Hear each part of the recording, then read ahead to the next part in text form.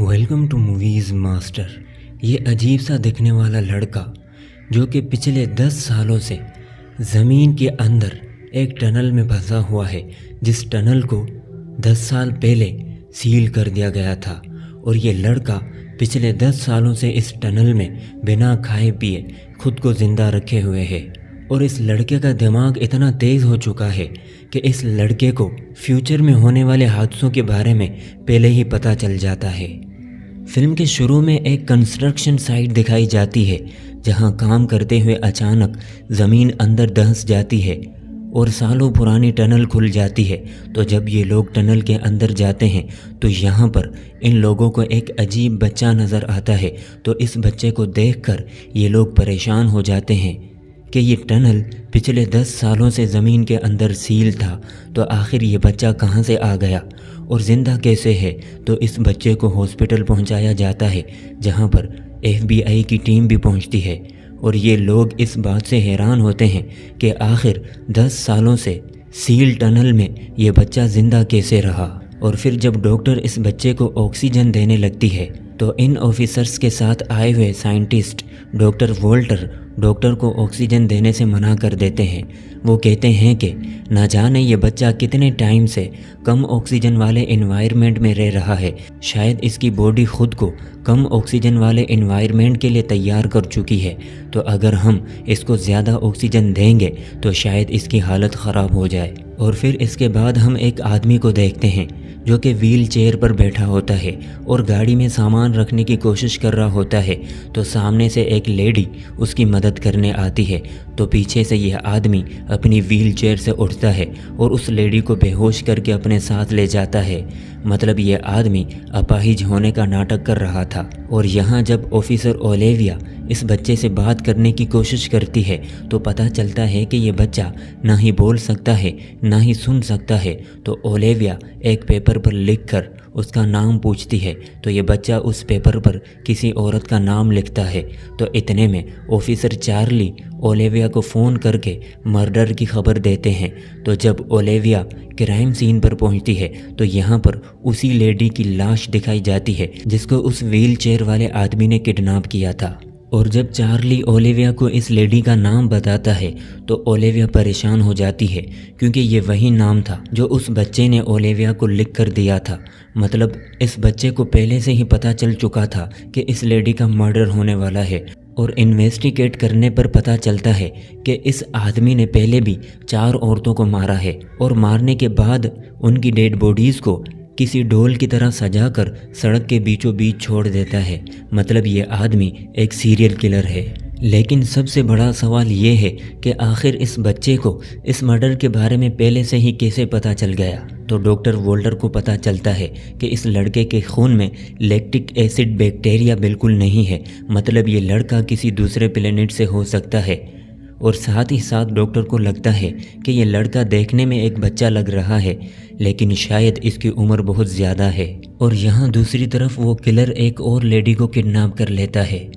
और यहाँ ओलिविया इस लड़के के लिए कैंडीज़ ले आती है ताकि वो उसके करीब होकर उसके बारे में और भी जान सके।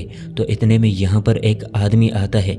वो कहता है कि मैं रेस्क्यू सेंटर से हूँ और मैं इस लड़के को अपने साथ ले जाना चाहता हूँ ताकि इसका अच्छे से इलाज हो सके। तो इतने में लड़का कांपने लगता है और उसकी हालत ख़राब होने लगती है। तो ओलिविया उसके पास आती है और वो नॉर्मल हो जाता है। और फिर से ये लड़का पेन उठाता है और किसी जगह का एड्रेस लिखता है। तो ओलिविया और चार्ली उस जगह इन्वेस्टिगेट करने आते हैं, लेकिन ये लोग नहीं ढूंढ पाते कि वो किलर उस लेडी को पकड़कर गाड़ी में छुपा हुआ है। और फिर रात को उसी लेडी की डेड बॉडी सड़क के बीचों बीच मिलती है। तो ये सब होने के बाद ओलिविया डॉक्टर वोल्टर के पास आती है और वो उससे पूछती है कि आखिर ऐसा कैसे हो सकता है कि उस लड़के को होने वाले मर्डर के बारे में पहले से ही पता चल जाता है। तो डॉक्टर ओलिविया को समझाने की कोशिश करता है कि इतने सालों तक ज़मीन के नीचे रहने की वजह से इस लड़के की बॉडी ने खुद को उस माहौल के मुताबिक डेवलप करना शुरू कर दिया था और इसी तरह से उसका दिमाग भी बहुत ही पावरफुल मैग्नेटिक फील्ड जनरेट करने लगा है, जिसकी वजह से उसे होने वाली चीज़ों का पहले से ही पता चल जाता है।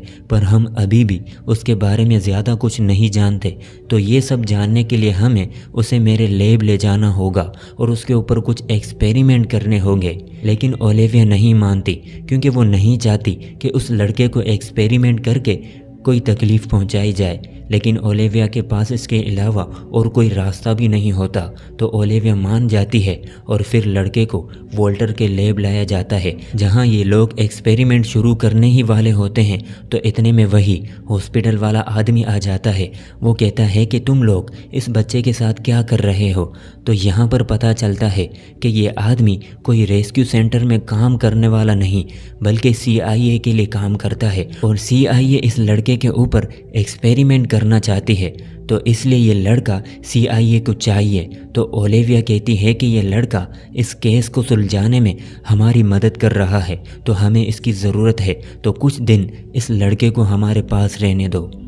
और फिर इसके बाद ओलिविया को एक बुचर का पता चलता है, तो ओलिविया उसके पास जाती है और यहाँ डॉक्टर लड़के के दिमाग को स्टडी करने के लिए उसके सर पर एक मशीन लगाते हैं। तो लड़के की हालत ख़राब होने लगती है, वो कांपने लगता है। तो ये लोग एक्सपेरिमेंट रोक देते हैं और यहाँ ओलिविया को उस किलर का स्केच मिल जाता है। और यहाँ दूसरी तरफ किलर एक और लेडी को किडनैप कर लेता है। और जब ओलिविया लैब पहुँचती है तो डॉक्टर बताता है कि जब भी ये लड़का कांपने लगता है तब इसका दिमाग होने वाले हादसों को पहले से ही डिटेक्ट करने लगता है और ये बच्चा तुम्हारे साथ इमोशनली कनेक्ट हो चुका है और ये तुम्हारी मदद करना चाहता है। तो ओलिविया लड़के के पास आती है और उसे कहती है कि मेरी मदद करो ताकि मैं उस किलर को पकड़कर बाकी बेकसूर लेडीज़ की जान बचा सकूं। तो लड़का फिर से पेन उठाता है और एक एड्रेस लिखता है, जहां पहुंचकर ये लोग नाका लगा देते हैं और आने वाली गाड़ियों को चेक करने लगते हैं।